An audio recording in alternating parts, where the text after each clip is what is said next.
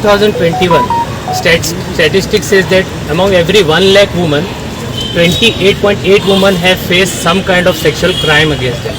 Another statistic by National Crime Bureau, it says that in the year 2021, there have been 31,677 cases in 1 year itself, which means 86 cases per day. So where are we progressing as a society? It's not that we just come out and protest against one rape case which has happened and demand justice for that one particular case. It is how as a society are we progressing through the years. And one more very worrying thing, a very serious issue is that our conviction rate. It is said to be that from the year 2020 to 2022, our conviction rate has come down. It was 28%, it is 27% now. It was already very low and it has further gone low. So which means that laws are not creating their effects.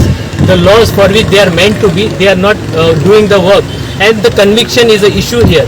Somehow in our judiciary there are loopholes, lawyers are hired, cases are being forged, and corruption is happening, and the victims and the perpetrators are free to do whatever they want. We have seen that rapists have been garlanded in our country. They have been welcomed in their cities as if they have done some thing of national pride. So it's not about we coming out in numbers for one particular case. After 12 years now, in future we might again come out. If these law and order things won't change, I don't think this issue will get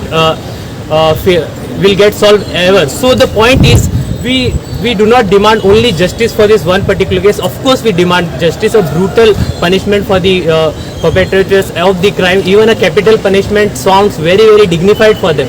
We demand something brutal for those who have perpetrated. But our major demand is the cases, the number of cases. 86 cases per day. We have 24 hours in a day, but the rape cases happening in a day are 86. So this is not a very good sign for a country which is trying to be a superpower in the future. So our main demand is to put control on these type of cases which are having day in, day out.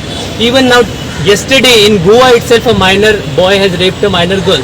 Now this is not only about one-time cases. It is also about what type of content our young generation are consuming through movies, through advertisement, the objectification of women, how women are being portrayed in the advertisements, in the movies, as an object of sex toys. So it won't stop just by one law. It has to be a collective effort from the civil society.